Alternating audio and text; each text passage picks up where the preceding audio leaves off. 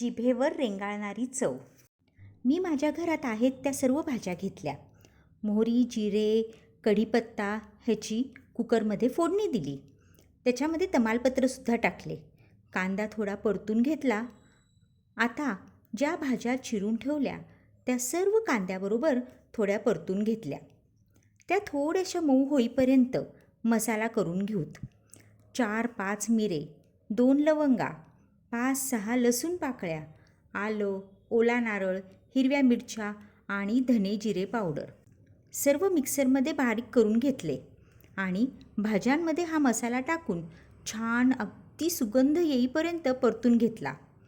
तोपर्यंत 2 वाट्या बासमती तांदूळ 2 वेळा धुवून त्या भाज्यांमध्ये टाकून थोडा परतून घेतला आणि 4 वाट्या पाणी टाकले.